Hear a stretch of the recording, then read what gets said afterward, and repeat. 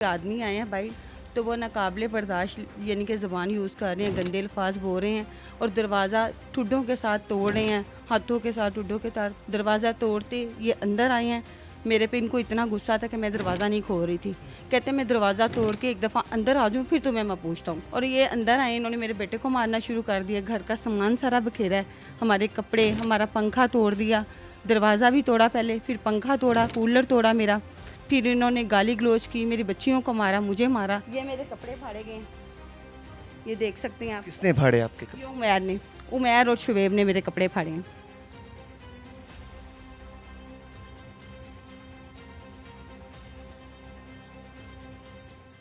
ये मुझे बताइएगा कि आपके बेटे पर एफआईआर है जो कि पुलिस की जानिब से आपके पास मौजूद भी है, और फिर उसके आप बता रही हैं कि आपके घर पर धावा भी बोला गया। ये सारा वाक़या असल में क्या है? एफआईआर की हकीकत क्या है, और आपने जो दरख्वास्त डीआईजी साहब को दी उसकी हकीकत क्या है? 23 तारीख को 8 साढ़े 8 बजे हमारे घर आए हैं। तकरीबन 10 से 15 बंदे थे इनके प्राइवेट, और एक उमैर और एक शुएब था। ये आए हैं, इन्होंने दरवाज़ा खड़काया, मैंने नहीं खोला। यानी कि मैंने कहा कौन है? कहते दरवाज़ा खोलो, अपने बेटे को बाहर निकालो। मैं एकदम डर गई। इतने आदमी, यानी कि पुलिस वाले होते तो बंदे को पता चलता है पुलिस वाले हैं। वो ऐसे यानी कि ना इनके प्राइवेट बंदे थे कोई, और अजीब तरह की इनकी लैंग्वेज थी, गंदी गालियाँ दे रहे थे, नाकाबिले बर्दाश्त जुमले बोल रहे थे। तो मैं डर गई। मेरा बेटा अंदर ही था। मैंने इसको कहा आपने बाहर नहीं जाना। मैंने अपने हस्बैंड को फ़ोन किया, मैंने कहा इस तरह कोई आदमी आए हैं बाहर, तो वो नाकाबिले बर्दाश्त यानी कि ज़बान यूज़ कर रहे हैं, गंदे अल्फाज बोल रहे हैं और दरवाज़ा ठुड्डों के साथ तोड़ रहे हैं, हाथों के साथ ठुड्डों के साथ तोड़ रहे हैं। तो मैंने कहा आप घर आएँ। कहते मैं ज़रा दूर हूँ, मैं आ रहा हूँ, आपने दरवाज़ा नहीं खोलना जब तक मैं नहीं आता। खैर मेरे कहते कुते ना इन्होंने दरवाज़ा तोड़ दिया। दरवाज़ा तोड़ते ये अंदर आए हैं। मेरे पे इनको इतना गुस्सा था कि मैं दरवाज़ा नहीं खोल रही थी। कहते मैं दरवाज़ा तोड़ के एक दफ़ा अंदर आ जाऊँ फिर तुम्हें मैं पूछता हूँ। इस तरह मुझे धमका रहे थे। जैसे ही दरवाज़ा खुला इसने मुझे धक्के धुक्के मारे हैं। ये अंदर गया कमरे में, मैंने मेरा बेटा बाहर जा रहा था, मैंने ना इसको। कौन लोग हैं ये उमैर शुएब पुलिस वाले हैं। पुलिस वाले? पुलिस वाले हैं। और जो इनके साथ इनके प्राइवेट बंदे थे, 10 से 15 बंदे थे, वो पता नहीं कौन है, इनके प्राइवेट बंदे थे, पुलिस वाले नहीं थे। वो ना उन्होंने यूनिफॉर्म पहने थे, ना पुलिस वालों के उनके रवैये थे। इनके अजीब तरह की उनकी ज़बान थी और गाली गलोच निकाले जा रहे थे बार बार। और ये अंदर आए, इन्होंने मेरे बेटे को मारना शुरू कर दिया। घर का सामान सारा बखेरा है, हमारे कपड़े, हमारा पंखा तोड़ दिया, दरवाज़ा भी तोड़ा पहले, फिर पंखा तोड़ा, कूलर तोड़ा मेरा।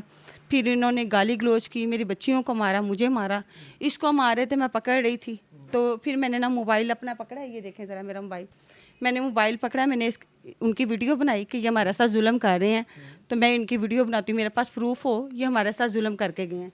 इन्होंने, ये मेरा दरवाज़ा टूटा है, ये मेरे कपड़े फाड़े गए हैं, ये देख सकते हैं आप। किसने फाड़े आपके कपड़े? ये उमैर ने, उमैर और शुएब ने मेरे कपड़े फाड़े हैं। मेरे बेटे को मारे थे, मैं पकड़ी थी। क्या वजह क्या थी? कोई आपके बेटे क्या? बताती हूँ, हमारा स्क्रैप का काम है, ब्रैक शू बैरंग का काम है हमारा। तो ये वो माल, ये कहते हैं हमें किसी ने मुकबरी की है। मुकबरी नहीं की, ये यानी कि ना हमारे से पहले भी पैसा खाते थे। मेरे बेटे जो छोटा है पहले ना, उसकी कराची प्लाजा में दुकान है ये स्पेयर पार्ट की, उधर आता था उमैर और शुएब। ये गाड़ी का काम करवाते थे, मोबलर चेंज करवाते थे, 2000 ले जाओ, 1000 ले जाओ, गाली गलोच भी निकाल के जाते थे। कौन ये करता था? उमैर और शुएब, कांस्टेबल, फ्री में? फ्री में। और आपको पता है एक चीज़ की लिमिट होती है। जब बच्चा दे दे के थक गया, वो फिर अपने पापा के आगे रोता था, पापा जी जब आते हैं गंदी गालियाँ देते हैं, काम करवा के लेके जाते हैं। फिर इन्होंने 10,000 मांगा, 5,000 मांगा, मेरे हस्बैंड ने दे दिया। जब उमैर ने 50,000 रुपया मांगा, इसने कहा मैंने होंडा लेना है, मुझे 50,000 रुपया दो, इन्होंने नहीं दिया। तब भी फिर उसने कहा मैंने अब तुम्हें बड़ा काम लगवाना है। कुछ दिन बाद ये हमारे घर, ये अपने प्राइवेट बंदे लेके हमारे घर आ गया और हमारे साथ ये जुल्म सारा किया इसने। ये अपने प्राइवेट बंदे लेके आए, इन्होंने मारा, मुझे मारा दीवारों के साथ, मेरे इधर चोट लगी, मेरे पास मोबाइल में तस्वीर है, वीडियो है। फिर मेरे घर का सारा खाना ख़राब करके गए, हर चीज़ तोड़ के गए हैं, कूलर तोड़ के गए, पंखा तोड़ के गए, चीज़ें तोड़ के गए, मेरे बेटे को घर से लेके गए हैं। हमारी पूरी गली गवाह है इस बात की। हमारी गली में वीडियो कैमरे भी लगे हैं, वीडियो भी इनकी बनी हुई है। इनके डर से ना कोई वीडियो नहीं हमें दे रहा, क्योंकि ये दरिंदों की तरह मेरे घर में आए, मुझे मार के गए, मेरी बच्ची को मार के गए। जब इन्होंने सब कुछ कर लिया, उसके आधे पौने घंटे बाद गाड़ी आई है पुलिस की। फिर पुलिस वाली गाड़ी आई है, फिर उन्होंने मेरे बेटे को गाड़ी में बिठाया और जो हमारी पिकअप खड़ी हुई थी, हमारा अंदर से माल सारा बैरंग, ब्रेशू और तांबा ये सारा लोड किया हमारी पिकअप के अंदर। तो ये थाने ले गए हैं। जब ये थाने लेके गए हैं, फिर इसके पापा गए हैं पीछे, जहाँ गए हुए थे को कहीं काम, वो आगे, मैंने उनको फ़ोन किया कि अहमद को थाने ले गया, मैंने बड़ा रोका है, वो नहीं रुके और नाकाबिले बर्दाश्त इन्होंने गालियाँ दी। मेरे बेटे को गैलरी पे चढ़ाया, गैलरी पे इसकी वीडियो ली, मैं डर गई। मैंने कहा मेरे बेटे को क्यों गैलरी पे चढ़ा रही हैं, पता नहीं ऊपर जाके कुछ करने लगे हैं बच्चे को। मैं नीचे से रोना शुरू हो गई, बोलना शुरू हो गई। इन्होंने ऊपर मेरे बेटे को चढ़ा के उसकी वीडियो बनाई गैलरी की, कि दिखाया जाए ये मुजरम है, ये छुप रहा है, हमने इसको गैलरी से निकाला है। हालांकि ऐसा कुछ नहीं था, ये कमरे में था, इसको ज़बरदस्ती उमैर शुबैब ने और साथ में उनके और भी थे, उनके प्राइवेट बंदे, उन्होंने ऊपर चढ़ाया। इसकी वीडियो ली, सारा कुछ करके इसको थाने ले गए। इसके पापा पीछे गए। 1,60,000 रुपया इन्होंने रिश्वत ली है और हमारे माल और गाड़ी छोड़ी है, पिकअप और माल जो लेके गए थे वो छोड़ दिया है। मेरे बेटे के ऊपर इन्होंने कहा सिर्फ मामूली सा पर्चा दे रहे हैं लड़ाई का, कोई ख़ास पर्चा नहीं है फॉर्मेलिटी पूरी करने के लिए। उन्होंने कहा मेरे हस्बैंड ने कहा चलो कोई बात नहीं, अब ये मजबूर है एसएचओ के आगे, इन्होंने चलो फॉर्मेलिटी अपनी पूरी करनी है। उन्होंने कहा ठीक है। इन्होंने इतनी तसल्ली दिलाई। जब मेरे हस्बैंड पैसे दे के आए, 1,60,000 रुपये दे के आए हैं इन्होंने मेरे वो किस मद में दिए पैसे? वो माल छोड़ने के लिए इन्होंने रिश्वत ली ना, हमारे से हराम खाया है। अब बताओ बेटा, आप बताओ। आप बताओ। अस्सलाम वालेकुम। पिस्टल उसने, जो कांस्टेबल आया था पुलिस वाला, उसका उसने पिस्टल लिया मुझसे, तो उससे पिस्टल लेके ना इसने टेबल पे रखा, साथ में मेरे पैसे रखे हैं, तो मेरी इसने वीडियो बनाई है, तस्वीर जो भी। तो बाद में जब पिस्टल किसका था? वो जो कांस्टेबल गुजर रहा था कोई पुलिस वाला उधर ही। इसमें तो मेंशन है कि जो अब्दुल करीम है, ये बेसिकली अब्दुल करीम का बताएं ये कौन है? अब्दुल करीम मेरी दुकान पे काम करता है। उससे पिस्टल बरामद हुआ है? उससे पिस्टल नहीं बरामद हुआ। ये एफआईआर में तो लिखा है कि उसने लगाया हुआ था अपने।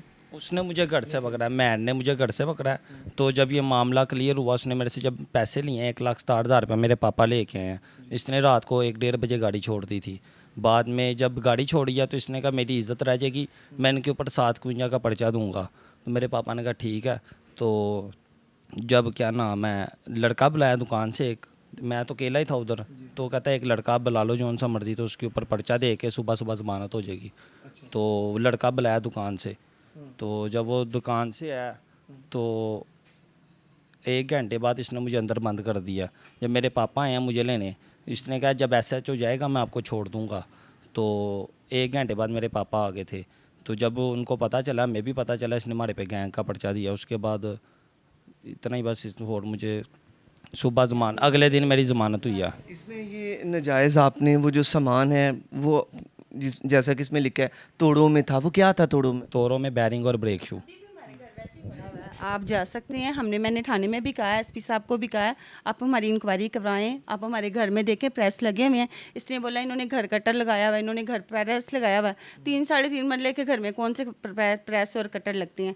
आप देख सकते हैं, हमारी इंक्वायरी करें। जो थैले जो लेके गए थे ना, वो बैरंग था, वो वैसे ही हमारे घर पड़ा हुआ है। नाज़रीन, मेरे साथ इनके कौंसल, इनके एडवोकेट जनाब अब्दुल वहाब भट्ट साहब मौजूद हैं, इनसे जानते हैं। अस्सलाम वालेकुम सर। जी वालेकुम अस्सलाम। भट्ट साहब, ये केस मैंने इनकी बच्चे की मदर की ज़ुबानी भी सुना, जिस बच्चे पर ये केस जो एफआईआर हुई है उसकी ज़ुबानी भी सुना।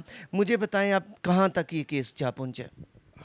जी उसामा भाई, बात ये है कि ये भी इसी तरह के केसेस हैं जो डेली रूटीन मैटर में ये पेश आते रहते हैं, क्योंकि as a legal counsel daily routine में हम अक्सर इस तरह के केसेस वगैरह डील करते हैं, जिनका विक्टिम जो है ये हमारी बहन भी बनी है, हमारा भाई भी बना है। तो पुलिस का बेसिकली काम ये है कि जो आम शहरी हैं उनको तहफ़्फ़ुज़ फराहम करें। लेकिन अगर देखा जाए तो पुलिस ही बताखोरी पे आ गई है, जुल्म पे आ गई है, नाजायज़ तरीके अपना के अगर शहरी को हरासा करेगी तो फिर उन्हें इंसाफ कौन देगा? अब हालांकि जो पुलिस एसओपीज़ कहते हैं, कोई भी अगर किसी घर पे दावा बोलेगा तो प्रॉपर यूनिफॉर्म में जाएंगे, जो भी अफसरान होंगे, चाहे वो सब इंस्पेक्टर है, कांस्टेबल है, उनकी जो नंबर प्लेट्स होती हैं उनके साथ जाएंगे। और ख़ास तौर पे जब लेडीज़ घर पे हों तो लेडी कांस्टेबल का साथ होना ज़रूरी है, जो कि इस मैटर में नहीं था। अच्छा, इनका I am sorry to interrupt you, इनका कहना है कि हमारे घर पे दावा बोला गया, वो पुलिस वाले थे। अब मैं तो उधर मौजूद नहीं था, मुझे तो ये जो बता रही हैं तो वो मैं आपसे वही पूछ रहा हूँ। इनका कहना है कि वो पुलिस वाले थे मगर सिविल में थे। इस चीज़ को जस्टिफाई करने के लिए क्या इनके पास कोई ऐसे चीज़ें मौजूद हैं, कुछ एविडेंस कि वो पुलिस वाले घर में दाखिल हुए थे, दरवाज़ा तोड़ा गया, कुछ एविडेंस है इनके पास? जी, अगर देखा जाए वो पुलिस वाले होते तो आजकल जैसे पंजाब पुलिस का आपको पता है कि उनकी स्ट्रीमिंग की जा रही है, यानी उनमें तब्दीलियां लाई जा रही हैं, तो वो तो बड़े रिस्पेक्ट के मैटर में आके इज़्ज़त के साथ दरवाज़ा खटकाते हैं कि भाई हमें ये मसला हो रहा है तो आप इसमें हमारा ताउन करें। लेकिन जो ये सूरत हाल ये है, तो ये तो कोई प्राइवेट गुंडे टाइप लोग थे जिन्होंने आके अपनी ज़ाती अना के ऊपर कि जो उनकी नीड्स ही पूरी नहीं की जा रही थी, उनका ज़ाती बदला लेने के चक्करों में इनके घर पे जो है वो दावा बोला गया, और के हैं जो इज़्ज़त और माल का तहफ़्फ़ुज़ जो है वो उसे जो है क्या कहते हैं बर्बाद किया गया, और जो चार दीवारी का तकद्दुस है उसे पामाल किया गया। तो इस किस्म के किसी भी एक्ट की कानून में कोई इजाज़त नहीं है। जो कानून कहता है कि अगर पुलिस वालों ने किसी के घर पे रेड करनी है तो वो मुतलका थाने में प्रॉपर इतला देकर आता है कि हम फ़लानी जगह पे रेड करने जा रहे हैं, हमें ये इतला मिली है, ये हमारे पास सबूत हैं, और इस बेस के ऊपर जो है हम मुतलका घर पे कार्रवाई करने जा रहे हैं, उसका प्रॉपर एक रिकॉर्ड होता है। जबकि यहाँ देखा जाए तो वो जो उन्होंने कार्रवाई की है उसका तो कोई रिकॉर्ड ही नहीं है। इन्होंने एक स्टीरियोटाइप के बाद में पर्चे दे दिए कि जो बाद में बेलेबल हो जाते हैं। तो मेरी तो जो कानूनी हैसियत है या जो लीगल मेरी ओपिनियन यही है कि इसके ऊपर जो आईजी पंजाब हैं या जो भी इनके मुतलका महकमों के ऊपर आला अफसरान, उन्हें इसके ऊपर एक्शन लेना चाहिए, क्योंकि इनसे ना तो सिर्फ अदारे की बदनामी हो रही है बल्कि जो इनके बड़े अफसर हैं उनकी भी बदनामी हो रही है।